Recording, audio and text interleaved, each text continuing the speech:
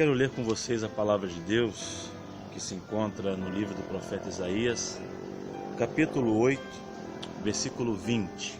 Isaías 8:20 diz assim: à lei e ao testemunho, se eles não falarem desta maneira, jamais verão a alvo. Eu quero tratar de maneira breve, é claro, como é o objetivo desse canal, sobre o tema Por que Creio. Será uma série de meditações acerca de conceitos e de doutrinas fundamentais à fé cristã. Eu gostaria de utilizar a Confissão de Fé de Westminster para meditar em alguns pontos que eu acredito serem essenciais para o objetivo desses vídeos, né? E hoje nós vamos falar acerca da doutrina escrita, do valor das Escrituras Sagradas e toda a conotação e necessidade que nós precisamos ter de consciência e de aceitação da palavra escrita de Deus. O capítulo 1 da Confissão de Fé de Westminster diz: ainda que a luz da natureza, as obras da criação e da providência manifestem de tal modo a bondade, a sabedoria e o poder de Deus, que os homens ficam inexcusáveis, todavia não são suficientes para dar aquele conhecimento de Deus e de sua vontade necessário à salvação. Essa é a primeira parte do artigo. Ele continua. Nós temos que entender que as obras criadas, a criação, ela anuncia a divindade de Deus e o seu poder criador conforme nós olhamos para aquilo que foi criado. Ela anuncia isso, não é? O Salmo de número 19, do versículo 1 ao 4, diz: os céus proclamam a glória de Deus e o firmamento anunciam as obras das suas mãos.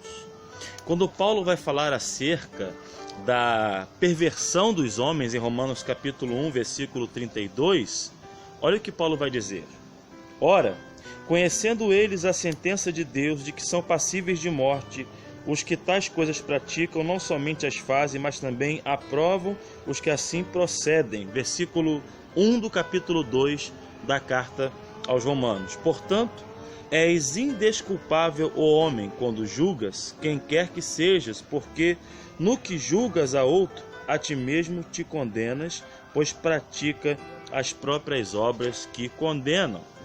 E aí o versículo 19 e 20 do capítulo 1 da carta aos Romanos, Paulo vai dizer: porquanto o que de Deus se pode conhecer é manifesto entre eles, porque Deus lhes manifestou. Porque os atributos invisíveis de Deus, assim o seu eterno poder, como também a sua própria divindade, claramente se reconhecem desde o princípio do mundo, sendo percebidos por meio das coisas que foram criadas. Então, a natureza e a criação, elas de fato revelam algo acerca de Deus, como Criador e sustentador do universo. Porém, nós temos que entender que esta criação não é suficiente para revelar quem Deus é, sua vontade, seus desígnios e aquilo que Ele deseja para a sua criação, para seus filhos. Portanto, temos que entender e nos dobrar a verdade de que somente a Bíblia é completa para ensinar-nos acerca de Deus, quem Deus é, seus atributos, sua vontade, sua lei e tudo aquilo que Ele estabeleceu para cada um de nós. Ao olharmos o texto que nós lemos, o texto trata numa profecia de Isaías acerca daquelas pessoas que praticavam o misticismo nos tempos antigos. E aí o versículo anterior, o versículo 19, o profeta vai dizer que quando alguém chamasse outros para irem consultar os necromantes, aqueles médiuns, não é? Para falar com quem já morreu, que isso era pecado, que não era vontade de Deus e que eles deveriam se reportar à lei, Pentateuco, e o testemunho dos profetas, Porque se eles não fizessem isso, jamais sairiam da escuridão. Por isso que a Escritura Sagrada deve estar no maior patamar de nossa fé. Deve ser o pilar e o centro daquilo que nós cremos acerca de Deus. Por isso que todo subjetivismo que nós encontramos na sociedade acerca de quem Deus é, não pode ser o suficiente para nos dobrar. Se você perguntar a pessoas de diversas religiões ou de outras práticas religiosas acerca de Deus, ela vai dar a sua explicação. Deus é quem se amolda a seus interesses, quando na verdade nós devemos crer no Deus das Escrituras, o Deus que se revelou a nós de maneira direta, perfeita e plena pela palavra que nos foi entregue. E aí existe aquele debate sobre o cânone judaico, desde o concílio de Jâmnia e desde os escritos de Flávio Joséfo, que nos dão mais ou menos uma direção que de fato a Bíblia protestante possui o cânone que foi utilizado por Jesus e pelos apóstolos, e isso para mim historicamente é suficiente. Devemos nos deter à autoridade desses escritos e também ler de maneira para consultar, de maneira assim secundária, os livros que não são canônicos, não é? Também os pseudepígrafos podem acrescentar muita coisa, mas não são doutrina, não servem para guiar e nortear o pensamento cristão. Apenas o cânone judaico do Antigo Testamento e o Novo Testamento. Agora, por que devemos crer? Por que eu creio na Bíblia? Pelo testemunho da história, pelo testemunho que a Bíblia mesmo dá dela e pela veracidade na qual os textos vão se afirmando. Eu já ouvi muita gente falar que os evangelhos são contraditórios, mas percebam que os 4 evangelhos não foram escritos pelo mesmo autor, tiveram testemunhas diferentes e observações sobre ângulos diferentes. Então o fato de haver alguma discrepância no relato de um evangelho para o outro não os torna falsos, pelo contrário, evidencia a sinceridade de quem os escreveu, porque não estavam fazendo uma cópia um do trabalho do outro, estavam pela divina providência recolhendo informações em diferentes tempos com diferentes pessoas. Então eu creio na Bíblia porque ela é harmônica, ela é a palavra de Deus, textos de centenas e milhares de anos escritos se cumprem, como nós vemos profecias que se cumpriu de maneira cabal. O Senhor Jesus disse que acerca do templo edificado por Herodes o Grande, não ficaria pedra sobre pedra que não fosse derribada. No ano 70, quando o general Tito invade Jerusalém, de acordo com o relato de Flávio Joséfo, até as pedras que faziam parte do piso do templo foram arrancadas pelos soldados romanos para poderem então saquear o ouro do templo que havia derretido com o incêndio. Então perceba que a profecia de Jesus, relatada nos evangelhos, se cumpriu cabalmente, literalmente, 70 anos depois. Então eu creio na Bíblia porque ela é verdade. Ela é um texto autêntico, que possui fundamentação histórica, cumprimento profético. E também, é claro, não posso deixar de falar que, embora existam muitos argumentos, muitas pessoas que pesquisam a fundo para desacreditar a Bíblia, eu faço parte do grupo que crê na infalibilidade das Escrituras. De maneira introdutória, certa ocasião, foi perguntado, o Dr. R.C. Sproul estava com um amigo numa convenção, e esse amigo do Dr. R.C. Sproul disse para ele: olha, eu quero te dar uma triste notícia, mas para mim foi libertador. O Dr. R.C. Sproul perguntou: que notícia é? E ele disse: eu não creio mais que a Bíblia é a palavra de Deus. Eu não creio mais que a Bíblia é inspirada totalmente, não creio na inspiração plenária, e eu queria te dizer isso porque eu sei que você é ortodoxo. O Dr. Sproul pergunta para esse amigo dele: então, em que você crê? Ele diz: não, eu creio que Jesus é meu Salvador, creio que Ele morreu pelos meus pecados, creio que eu teria uma nova vida, que haverá uma ressurreição, dando a entender que ele cria no credo apostólico, que é uma síntese da doutrina cristã. Dr. R.C. Sproul, então, responde para ele. Durante alguns minutos ele pensa e pergunta: bom, se você não crê na inspiração plenária, como é que você pode crer, então, em afirmações que estão na Escritura Sagrada?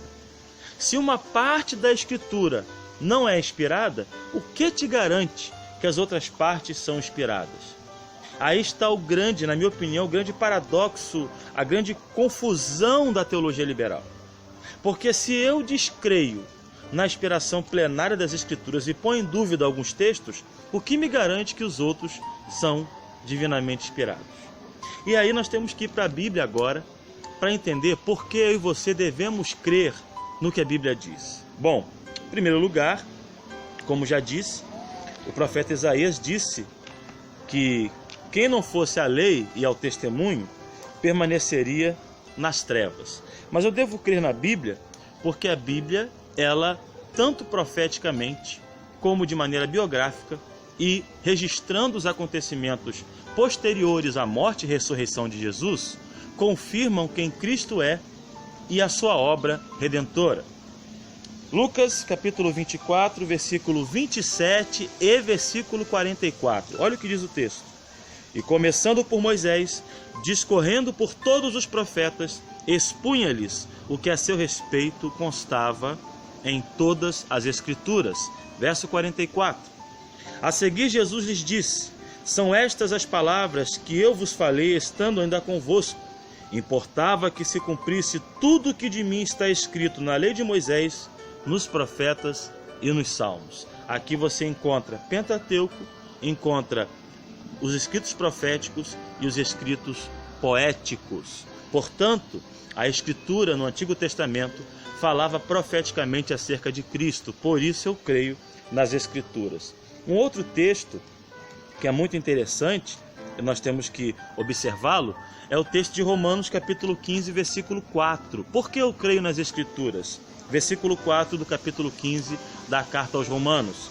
Eu creio nas Escrituras porque, conforme disse Paulo, pois tudo quanto outrora foi escrito para o nosso ensino foi escrito, a fim de que, pela paciência e pela consolação das Escrituras, tenhamos esperança. Eu creio nas Escrituras porque somente suas promessas fidedignas e eternas podem trazer esperança para o meu coração. Ainda, a palavra de Deus nos dá certeza da autoridade das Escrituras. E por que eu creio nas Escrituras? Eu creio nas Escrituras porque, embora as promessas das Escrituras sejam difíceis de serem aceitas pelo homem natural, e exista uma oposição às Escrituras como você não vê em nenhuma outra fonte literária, perceba que existe mais cópia antiga em pergaminho, em papiro, da Bíblia Sagrada do que dos escritos de Sócrates e Platão. No entanto, os escritos de Sócrates e Platão têm maior credibilidade no meio acadêmico do que a Bíblia. A Bíblia resiste a todo tipo de ataque, contradição dos homens e perseguição. Por que eu creio na Bíblia? Versículo 21. Visto como na sabedoria de Deus o mundo não o conheceu por sua própria sabedoria, aprove a Deus salvar os que creem pela loucura da pregação. 1 Coríntios capítulo 1, versículo 21. Eu creio nas Escrituras porque, embora a pregação possa parecer loucura para os homens, ela salva. Nenhum outro livro na história mudou tanto a vida das pessoas como a Bíblia Sagrada. Por que creio na Bíblia? Por que creio nas Escrituras? Eu creio nas Escrituras porque as Escrituras, elas tiveram uma linguagem profética que se cumpriu cabalmente. A profecia sobre o cativeiro babilônico, a profecia, ela fala até sobre o tempo que iria durar, e o cativeiro durou exatamente aquele tempo. A profecia das 70 semanas de Daniel, mostrando o cumprimento desta profecia na história, quando o Santo dos Santos foi profanado, quando Antíoco Epifânio sacrifica um porco sobre o altar do templo. As profecias se cumpriram de maneira clara na história, porque eu creio. Hebreus 1, 1. havendo Deus outrora falado muitas vezes e de muitas maneiras aos pais pelos profetas, nestes últimos dias nos falou pelo Filho, a quem constituiu o herdeiro de todas as coisas, pelo qual também fez o universo. Porque eu creio nas Escrituras. Eu creio nas Escrituras porque, de fato, as Escrituras não foram produzidas pela vontade humana. Se as Escrituras fossem provenientes do pensamento humano, elas nunca apontariam o homem como ele é, pecador, indigno, porque o homem é altivo por natureza. A Escritura Sagrada contém aquilo que os homens detestam, a verdade. 2 Pedro capítulo 1, versículo 20 e 21. Sabendo primeiramente isto, que nenhuma profecia da Escritura provém de particular elucidação. Porque nunca jamais qualquer profecia foi dada por vontade humana. Entretanto, homens santos falaram da parte de Deus, movidos pelo Espírito Santo. Eu creio nas Escrituras porque elas são a mensagem do Espírito Santo ao mundo. Que possamos firmar a nossa fé e crer naquilo que devemos crer como cristãos. Eu creio na Bíblia e eu te convido a crer também.